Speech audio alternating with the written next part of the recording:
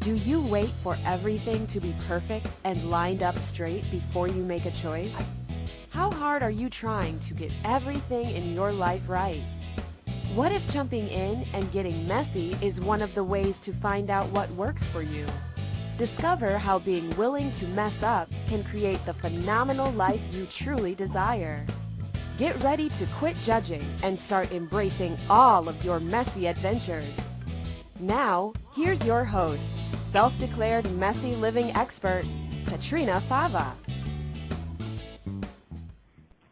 Hello, welcome to Messy Adventures in Living. Thanks for joining us. I'm your host, Petrina Fava, and we have a very cool show today, a very interesting show. It's called Fading Under the Rain of Depression. So before we get started, I have a very special guest on today, Anthony Mattis, who I will introduce in a couple of minutes.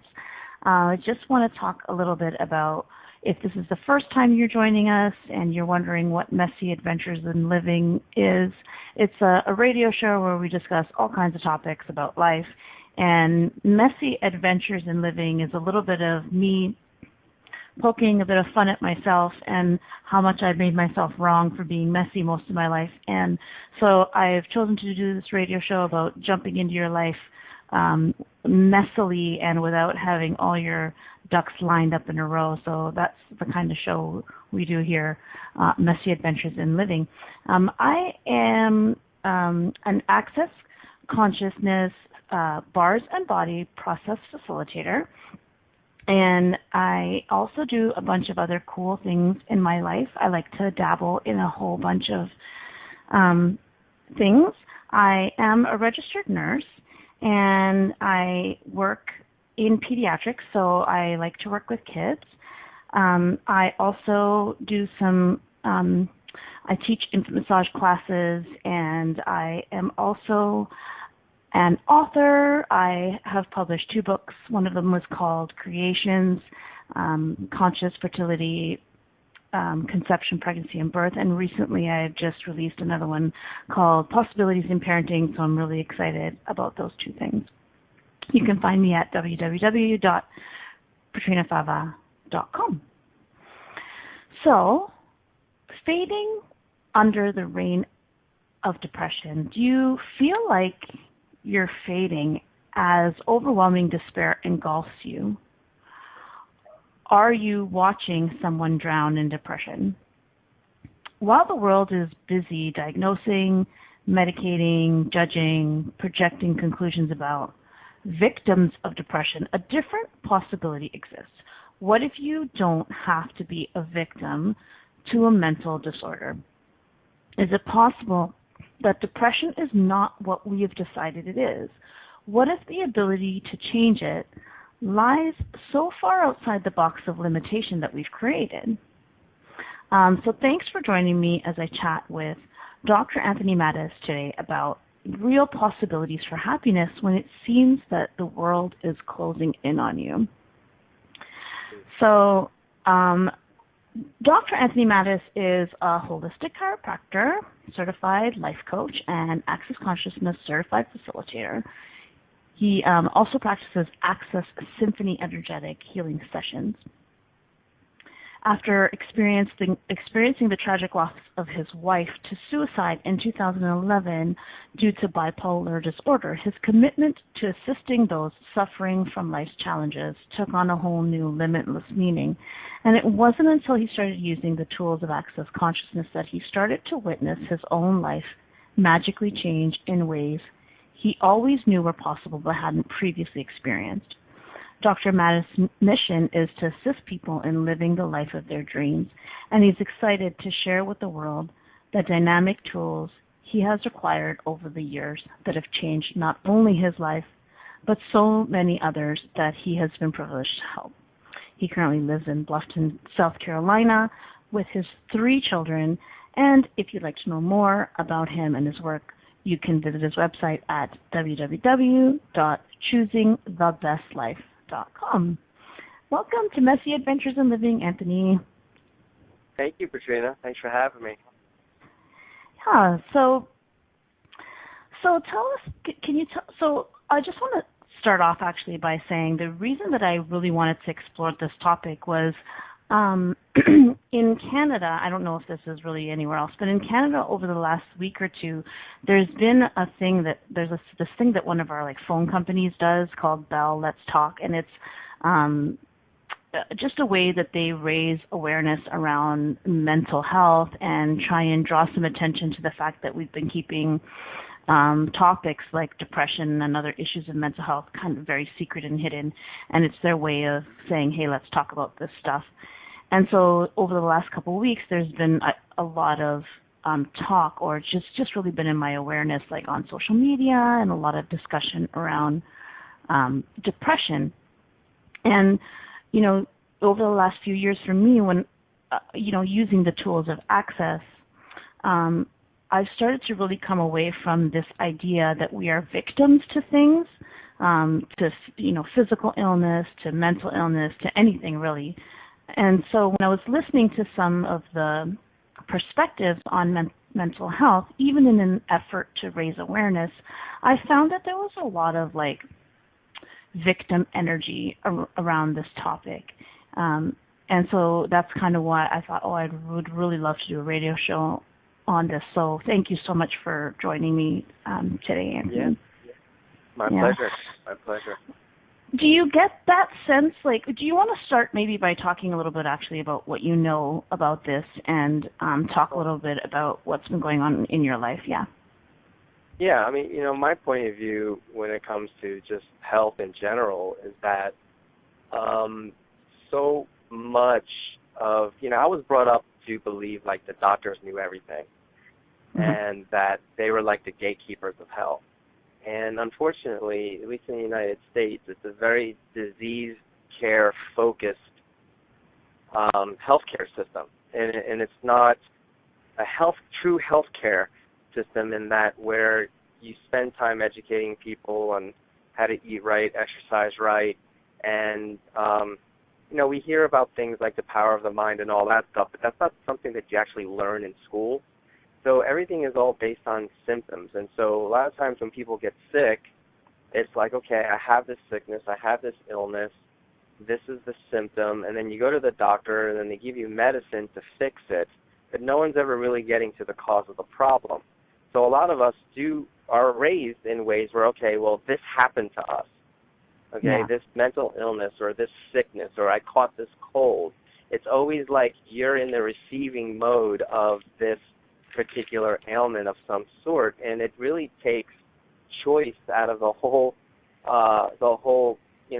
question of like, wow, you do have what it takes to actually change it if you want to. I would say 99% of the time. And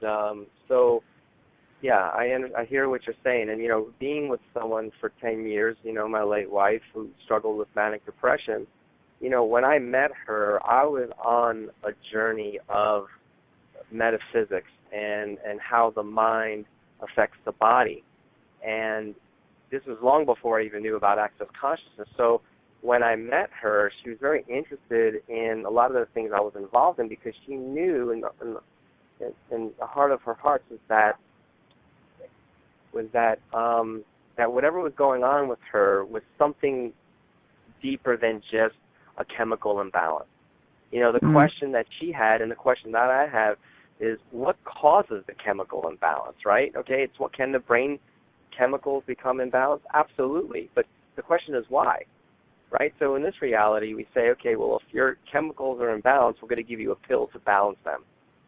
Not really having any way to measure, how to actually accurately, bring back the chemicals back to whatever the proper balance is. And so that in and of itself, from my point of view, is a lie, because everybody's so uniquely different. We all function different. We have different motivations and different desires, and and as a result, all our brain chemistry is going to be different from one person to another. And to say that this particular pill is going to be the answer to bring everything back to normal, to me is, even if it works for a little while, eventually, if the situation never gets fully resolved at the root level, it will come back or they will have to actually increase your medication. So with the work that I was doing, it helped my wife drastically for a really long time, but then she would get sick again, so then we'd go off and try something different. So everything we did was to really seek and find answers to how can we get to the root cause of the situation. And we literally tried everything under the sun. Unfortunately, I wasn't aware of access consciousness. I wasn't aware of the tools at the time. And part of the reason why I'm doing access consciousness is because after her passing, I was literally on my knees like, okay, God, we've done everything under the sun, at least that I knew of, to make this, to keep her balanced. And, she was balanced. She was sane and stable for 5.5 years, even with the work that we were doing. And she had the worst type of bipolar, which was bipolar 1. And they don't respond to medicine anyway. So she was sane and stable for 5.5 years, and then the symptoms started creeping back in. And we got a lot of bad advice. And, and then things just got out of hand, and she decided that she didn't want to live that way anymore and put the children and I through it. So she decided to put herself to sleep permanently, unfortunately. Mm-hmm. And then about 9 months later is when I found access consciousness, and I was like, whoa, this is definitely different than anything that I've done. Wow. Yeah. For sure, the work that the tools that we play with in Access are totally different. And like you talked a lot about trying to find answers, trying to get to the root cause. And what I love about Access is that we don't really do that, right? Like we don't focus so much on getting the answer. We really look at, okay, what's going to change this? Doesn't who cares what the reason is? Let's just change it. Yeah, that's what I loved about Access, because I spent probably 15 years of my life searching for the answer, searching for that magic tool or that magic technique, and that would that magic study that would take me to enlightenment, or take my wife to enlightenment. Then they would be ease, joy, and glory for the rest of our lives, and unfortunately it didn't work. I mean, we had a guru from India. We practiced his methods for a while. We were certified in metaphysical studies. We did that for almost 4 years. Then we became non-denominational Christians, and we spoke in tongues, and we laid our hands on people, and, we actually created a lot of miracles in people. And for whatever reason, when she got sick again, it was like, okay, it's not changing. And in that process, we got a lot of really bad advice from the people in our church, and there was places where she could have gotten help, and she didn't, and then things just snowballed, and it became too late. But yeah, with the tools of Access Consciousness, it's really about the question. What question can we ask here that will create an awareness to change the situation? And that's what I love about it. That it's not only that you learn the verbal tools, but then there's the hands-on tools, which to me are life game changers in and of themselves.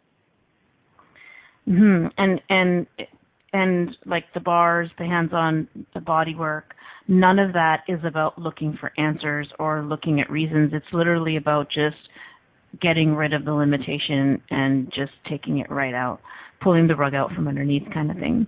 I found it really interesting right? Yeah, sorry, go ahead. Well, that, and then receiving too, because this is not a society again where we're used to receiving. We're taught that it's better to give than to receive. So the bars is really learning how to receive and allowing the healing to take place. And the bars themselves, if that's all people ever done, could literally change the most difficult and challenging situations people are facing. Yeah, they're pretty awesome. So for anyone, we are going to go to break soon, but since we're talking about Access and bars, if anyone who's tuning in has never heard of this stuff before, it's really cool. Please check it out. It's really different and totally weird and completely awesome. You can find information at www.accessconsciousness.com, the bars.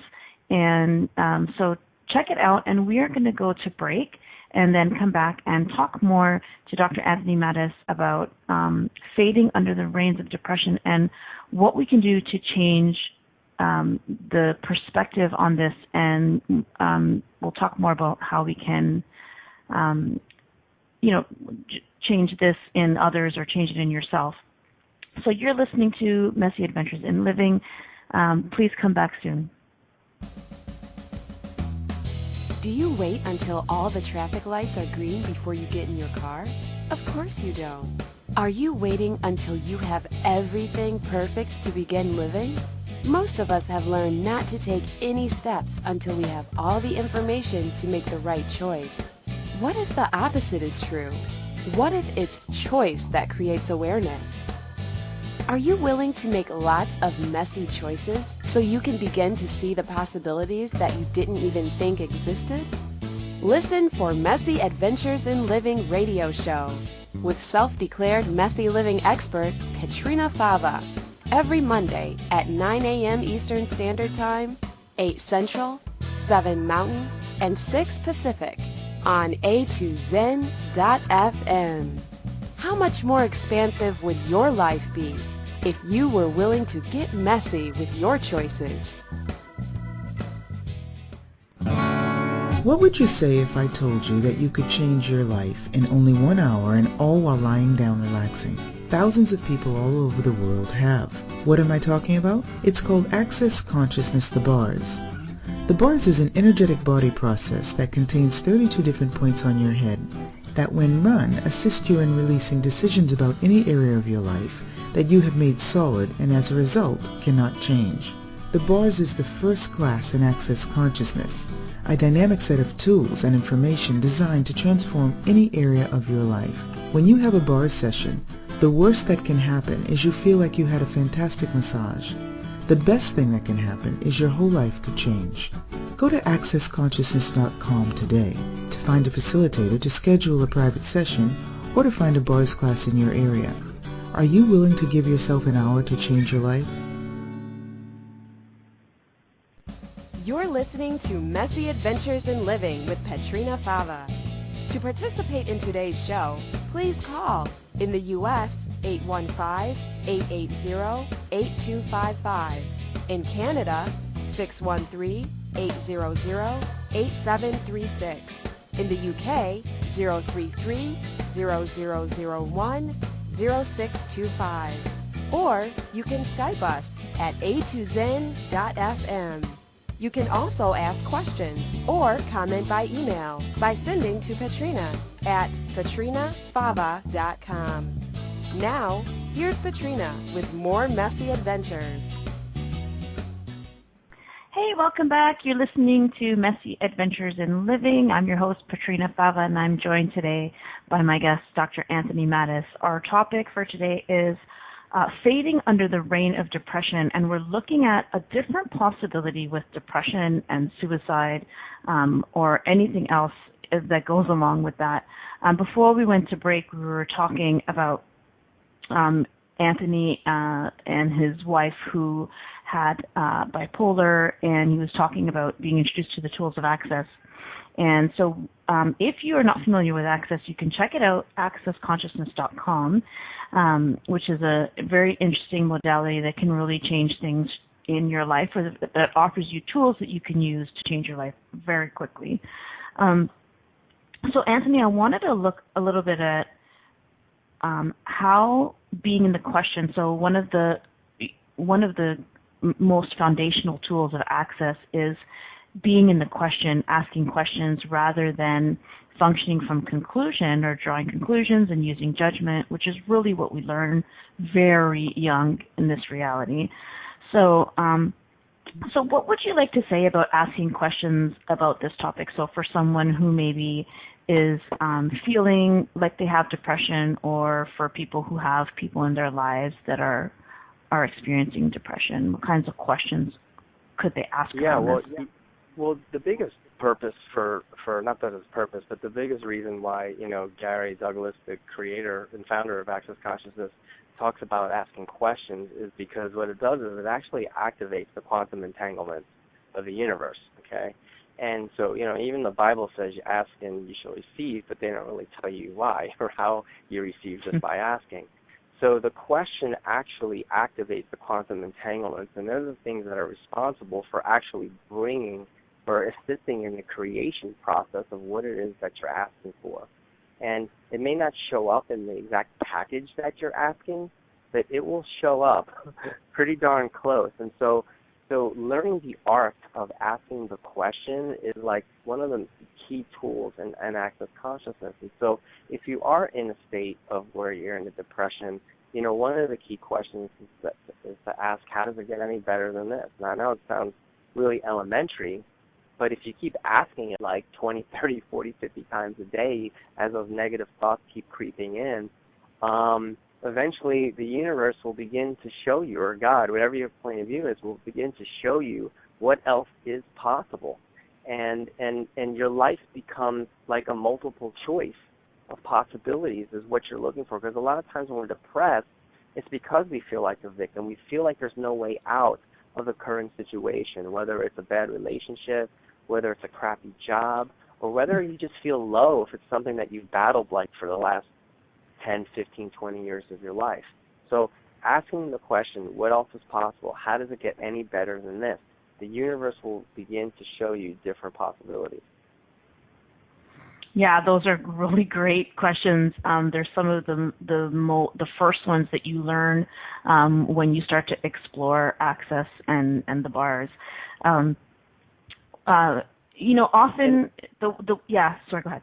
Yeah, when I first did this, when I first did access, because I had done so many modalities and I put so much of that stuff on credit cards and I experienced pretty much little to no results.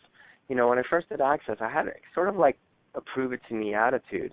And so hearing a couple of simple tools like the ones we just mentioned, it seems so ridiculous, but I was so desperate that I was like, I have nothing to lose. And one of the things that attracted me to the work was, Dr. Dane here, the co-creator of Access, he was suicidal when he met Gary Douglas.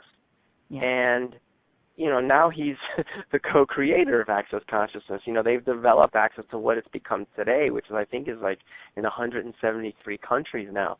And so that's what piqued my interest. I'm like, okay, well, if it kept him from taking his life, there's got to be something to this. And all I know is, even though I sort of had a bad attitude when I tried it, I had that prove it to me attitude, like even when I had one foot in and one foot out, the tools are so powerful that things were actually showing up in my life more so than when I had both feet in the other modalities.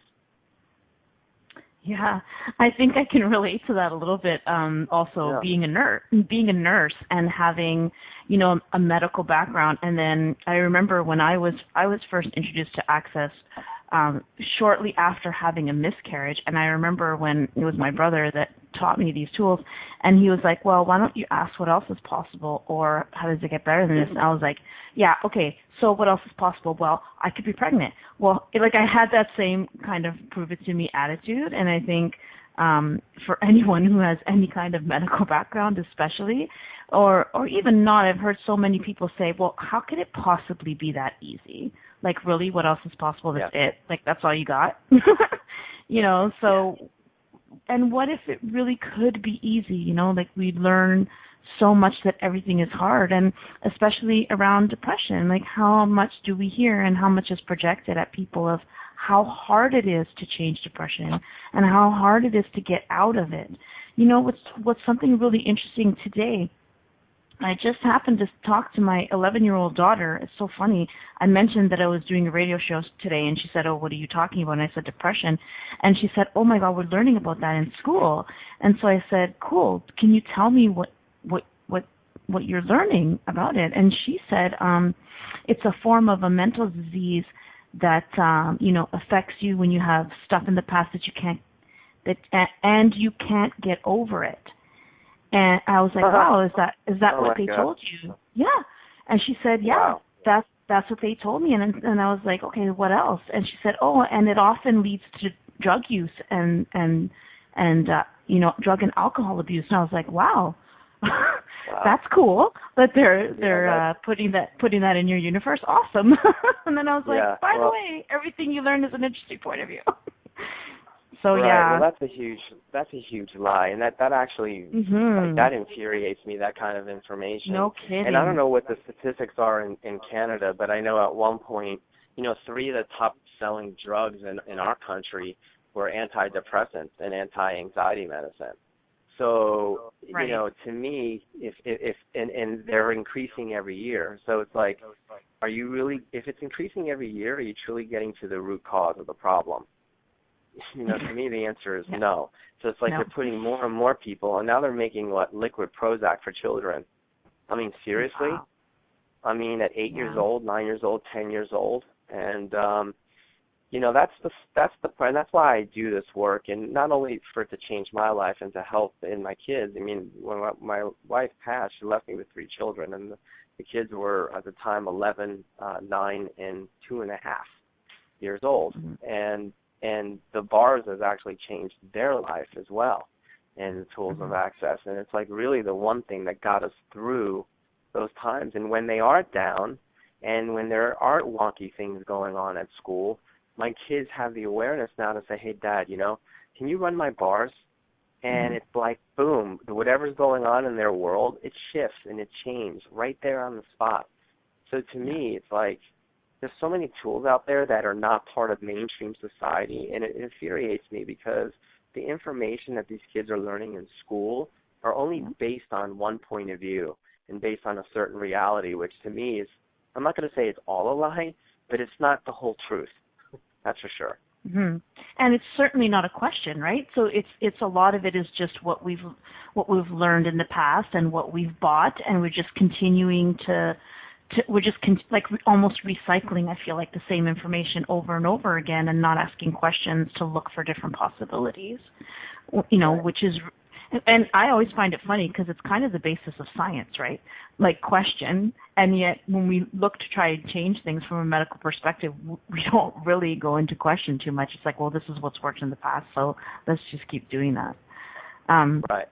Yeah, and it's also kind of what I love about Access too, is that there's no blanket statement. You know, there's no like this applies to everyone.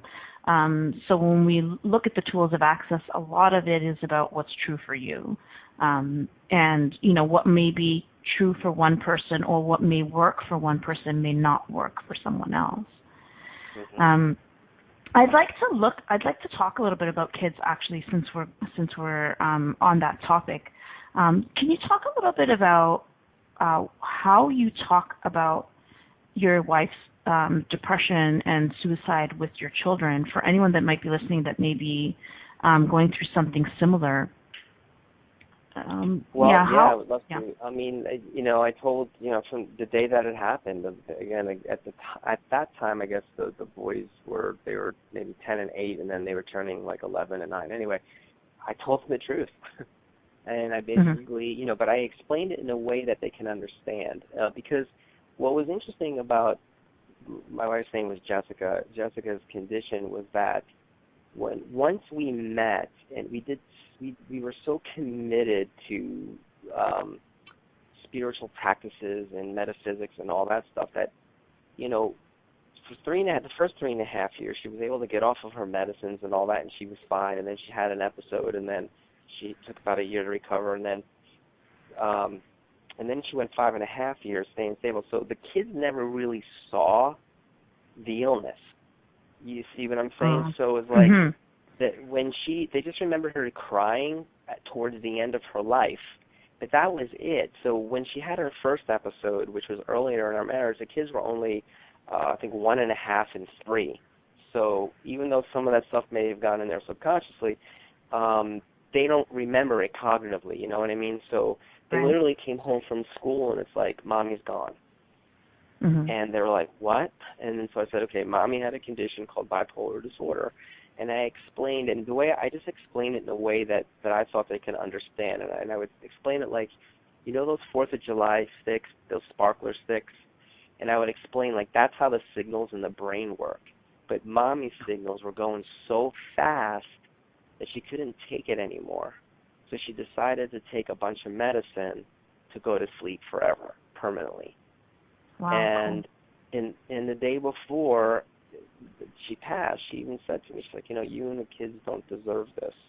I didn't believe that it was going to come back. I thought I was healed. And you know, my argument was, hey, you know, so what if it came back? No big deal. You know, it's like So if it takes you 6 months to recover, just let's, we need you. The kids need their mom. And she was done, But when I explained it to the kids, I'm like, from Mommy's point of view, she thought that we would have a better life without her here, and which wasn't the truth, because I said to her, like, I will deal with one bad year for 3.5 to 5 amazing years, because when the illness wasn't there, she was, it was unbelievable. And so I didn't mind the episodes, because we had the tools to at least get her through. But for whatever reason, she lost hope in this particular instance. So as far as dealing with the children, I know I'm kind of going off on tangents here, but I'm trying to lay at least the foundation of everything that went on. But I told the kids the truth, and I just said, Mommy's brain, like all the little lights inside her brain went out of control, and she wasn't able to deal with it anymore. So she went goodbye. And then I said, as you guys get older, you got to have, kids are going to ask you if you want to smoke pot, drink alcohol, and all that. And I explained to them, like, listen, alcoholism runs in the family, drug addiction runs in the families, and those are the types of things. You don't have to be subject to whatever your genetics say.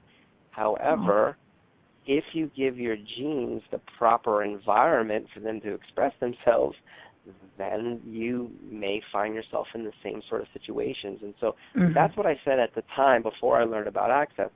But what I've come to find out is genetics only play 10 to 30% of a role in determining anything.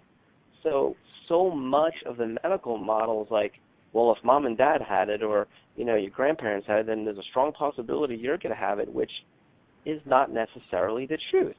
So if the children make different choices, this is how I explain to the children, if you guys make different choices, then that gene won't express itself, is basically what I said. And because I remember my wife said when she smoked pot for the very first time, she literally felt the chemistry in her brain, like she said, it shifted and it never went back. Wow. And back in my day, I smoked plenty of pot, but I didn't have that genetic tendency, so I got lucky. You know what I mean? Because eventually doing that sort of thing wasn't working for me in my life, right? So, but for her, one time, and she said her brain never felt the same, and mental illness ran really, really, really strong on her side of the family, both on the mother and father's side. So again, it's about creating awareness for your children. Right. Maybe I had the point of view of putting fear in there a little bit, like if you do this, this, and this, but, as a parent, sometimes you'll do whatever it takes to get them not to choose that, Yeah, of course. And I mean, and also who says that's wrong, right? Because, sometimes you got to, who knows, were you aware of what's required, to make a change there. But thank you for sharing that, because I think it illustrates a good point about telling not only kids but people really what they need to hear in a way that's kind, but that's not like sometimes we feel like we have to be 150% honest with people, but what you described is that you said it in a way that they could hear it.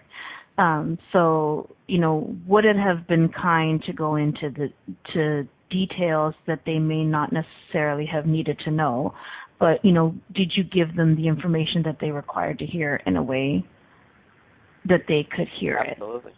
Yeah. Yeah, absolutely. In my point of view, and I didn't realize that a lot of parents keep secrets from their children, and oh my goodness, I know my parents did with me, and I resented that, and it actually created more anger. And so with the children, I'm like, if they're going to hear it from anywhere, I want them to hear it from me, because and I live in a small town, and people talk in small towns, and, my point of view is like, God forbid they hear, from a kid in school, like, oh, my mom said that your mom took a bunch of pills and blah, blah, blah. You know what I mean? It was like, I wanted them to know the facts, and that if it did show up in school, they would at least know that those people are unaware with regards to mental illness, and that that at least my children had information, and that it's not like they heard it somewhere else first, but in a really derogatory kind of way. Yeah, and also how aware are kids, right? Like same, I know too, like my 3 kids are, I mean, they have major spidey sense, right? And they also have major bullshit sniffers. So, you know, how much how much of an unkindness is it to not acknowledge what they're aware of? Just a little while ago, just to give a quick example, my husband and I were having like a really heated conversation about something one night when the kids were upstairs sleeping, and the next morning my son said to me, "Mommy, what were you and Daddy fighting about?" And I said, "Oh, we weren't really fighting. Like, you know, we were just talking about something." And I mean, we kind of were sort of arguing, right? Like we kind of were. And I caught myself and I was like, wow, actually, sorry, Matthew, you know what? We were actually arguing about something. And it's all these places where it's so easy to undermine their awareness or undermine their spidey sense, you know? I think I like to call it spidey sense. But like what a gift that is to be able to acknowledge what they know, because they would know. They know when we're lying. They probably know when we're lying more than we know. We're willing to admit to ourselves when we're lying, right? Yeah. Yeah.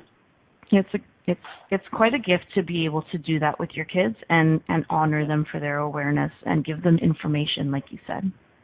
Yeah. Okay, so we're going to take. Oh, yeah. Sorry, go ahead.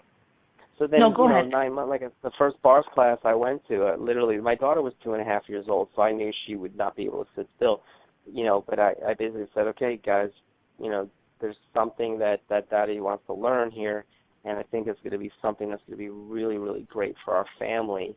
And I think it's also something, and I just had this awareness. I can't prove it to anybody, but it was like I think this is something that also can be a tool for all of us later on in my life, your life, and all that, and change actually maybe things even at a DNA level.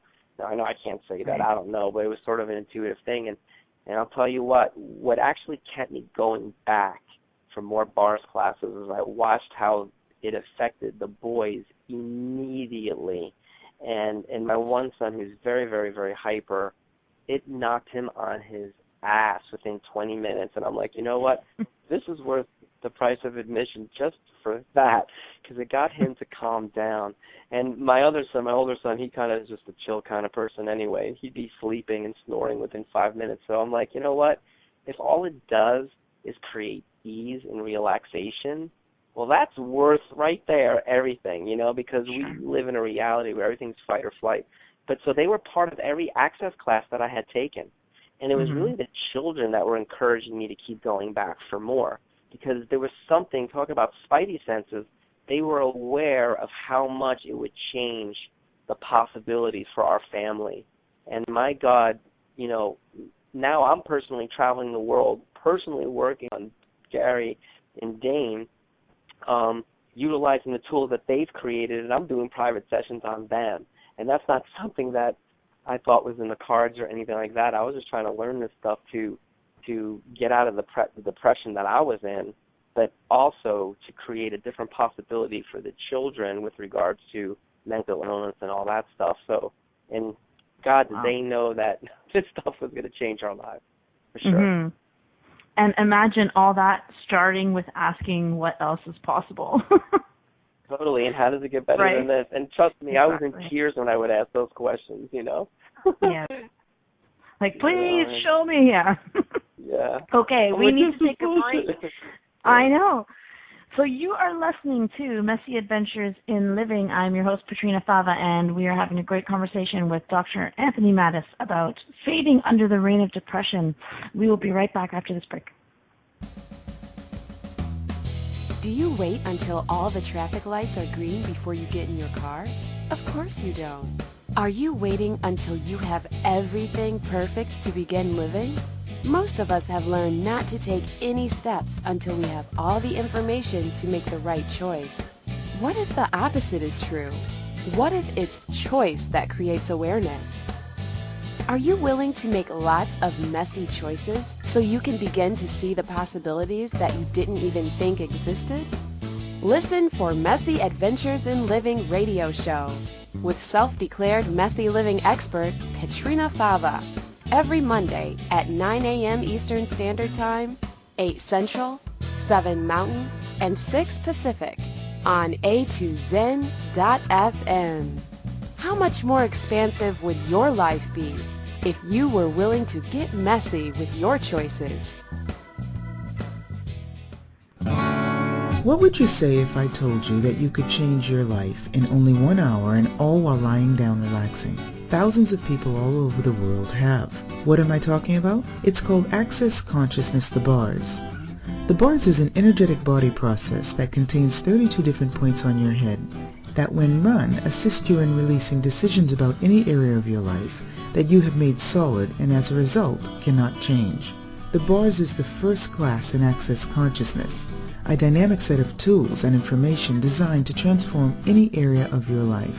When you have a bars session, the worst that can happen is you feel like you had a fantastic massage. The best thing that can happen is your whole life could change. Go to accessconsciousness.com today to find a facilitator to schedule a private session or to find a bars class in your area. Are you willing to give yourself an hour to change your life? You're listening to Messy Adventures in Living with Petrina Fava. To participate in today's show, please call in the U.S. 815-880-8255. In Canada, 613-800-8736. In the UK, 033-0001-0625. Or you can Skype us at A2Zen.fm. You can also ask questions or comment by email by sending to Petrina at petrinafava.com. Now, here's Petrina with more Messy Adventures. Welcome back. You're listening to Messy Adventures in Living with myself, Petrina Fava, and my guest today is Dr. Anthony Mattis. We are talking about fading under the reign of depression. So we've been looking over the last 45 minutes or so at depression and some of the points of view and perspectives of this reality and a different possibility with this and how we can create change with it by asking some questions that are really outside the box. I wanted to take a look at something, Anthony, about depression, and we talk a lot in Access Consciousness about awareness, and awareness is different than thinking. And there's a tool in Access that's called, or that goes, who does this belong to? Is this really mine, or is it someone else's? And it's based on the idea that we're actually really so psychic and aware that we pick up on other people's thoughts, feelings, and emotion extremely easily, and we are never really taught this, and we really don't acknowledge this.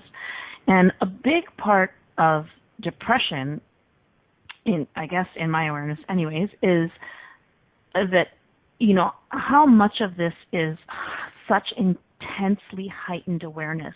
You know, in general, I think with these things that we call mental illnesses, how much of them are intensity of awarenesses that people just don't know how to handle it, like you talked about the fireworks. Can you speak a little bit about that? Like, now that you look at what was happening with your wife with these tools, what did you see in terms of that? Yeah, well, gosh, knowing what I know now, I wish I would have known it back then. But it was like, yeah, it seemed like when she would get into those states, her awareness was literally off the charts, and she, you can tell she was tapping into other people's thoughts and feelings and insecurities and all that, but she was actually funneling them through her own reality and buying them all as her own. And I'll never forget the one day we went to a park and we were holding hands. We had a brand new puppy and our daughter was 2 years old. And it was like great. Everything was fine. And then literally out of the blue, she just took a big gasp for breath. She's like, like that. I said, what's wrong? She goes, I don't know. I feel like my heart's going to jump out of my chest. And I said, well, like, what are you thinking about? Did you think about something bad? Or she's like, no. She's like, all I did was look at that couple about 50 feet away, and she's like, it was like something jumped off of them onto me.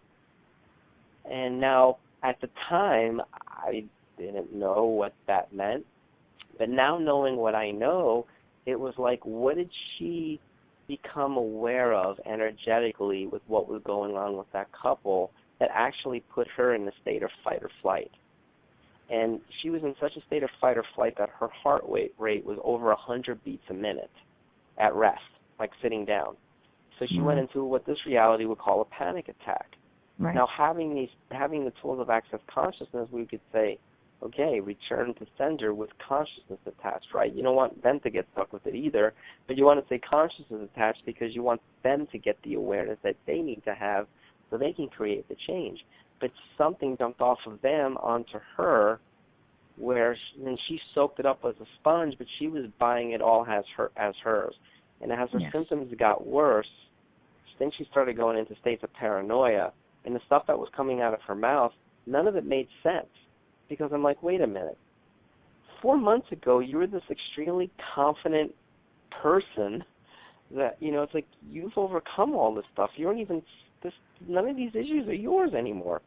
But I didn't know how to ask the questions at the time because I didn't have the tools. But it was amazing how psychic and how aware she was of other people's thoughts and feelings, but she was buying them as her own. Yes.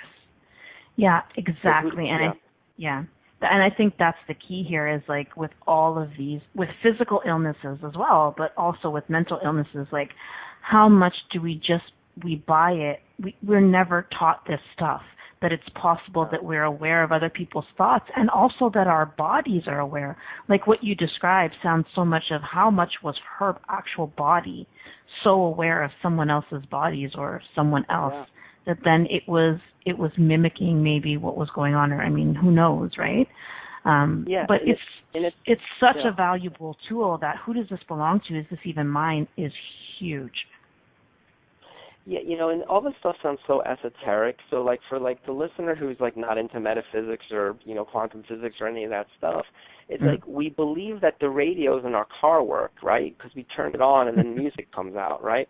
But yet, back in the olden days, there'd be a radio wave that would come from the radio station, and somehow music would come out of our car. Now we have these Sirius radios. Now there's satellites in outer space that now bring us music, right? But yet, when it comes to our brain and tapping into other people's thoughts and feelings, not intentionally, of course, like we don't think of our brains as like the radio in your car picking up signals from other people. And that's exactly how it works.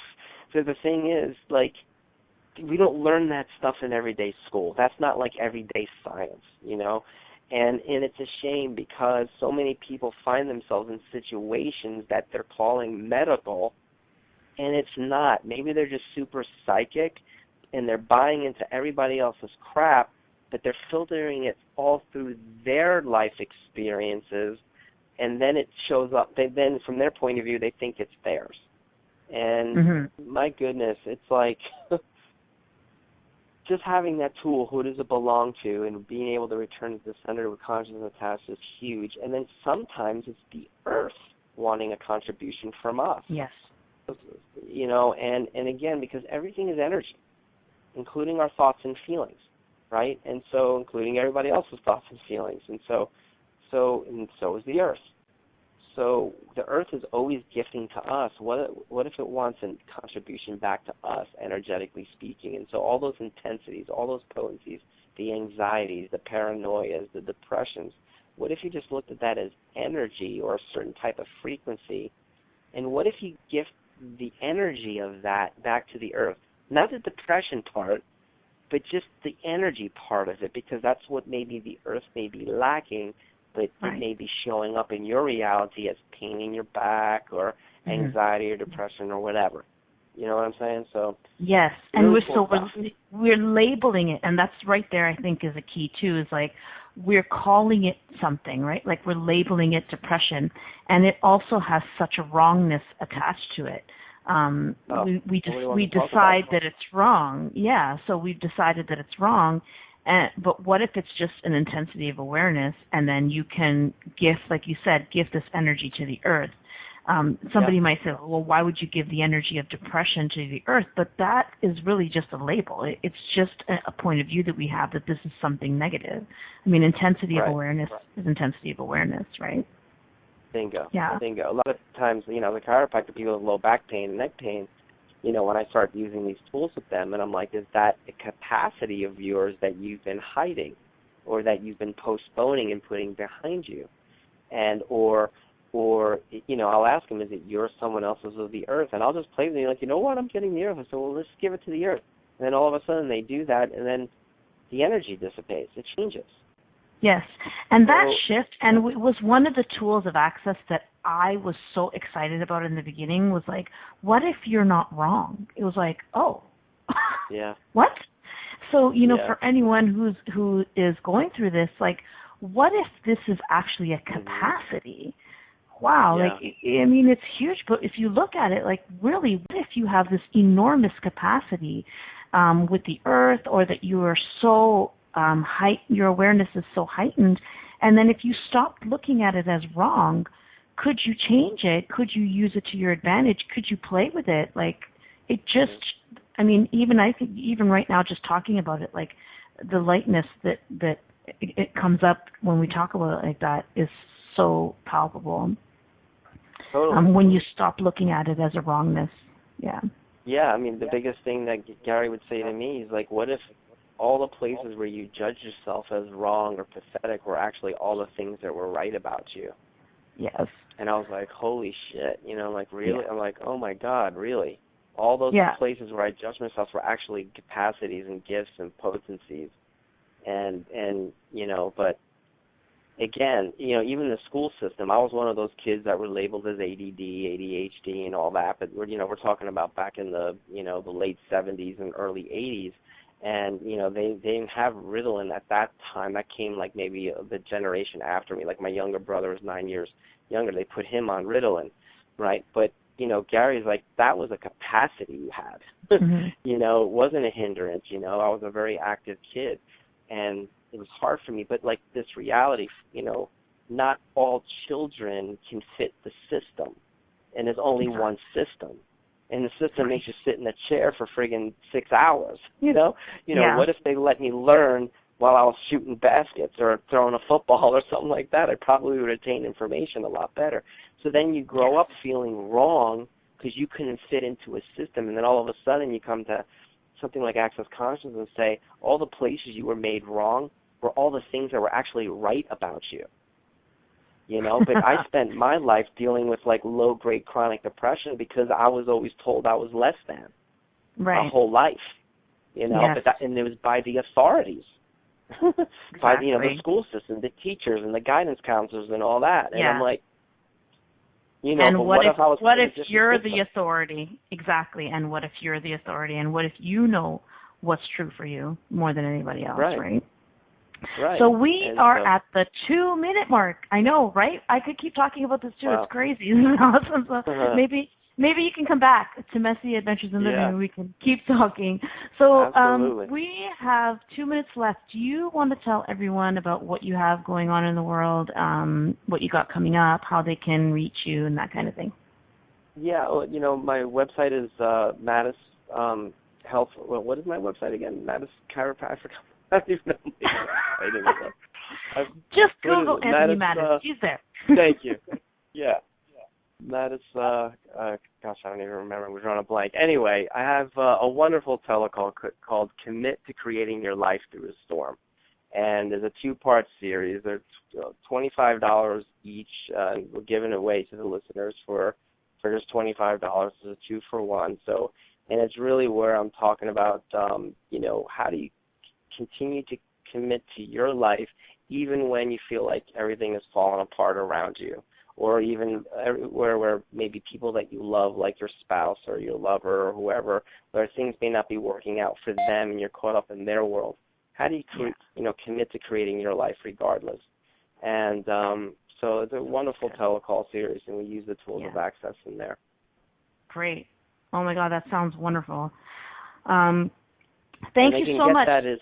Oh, sorry. Yeah. I'm sorry. If they go to email Julia Sotas, JuliaSotas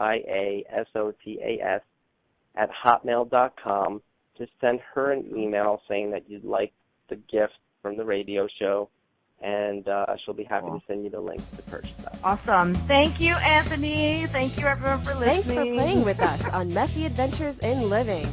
Petrina Fava will return next Monday at 9 a.m. Eastern Standard Time, 8 a.m. Central, 7 a.m. Mountain, and 6 a.m. Pacific on A2Zen.fm. We'd love to have you join us again. Until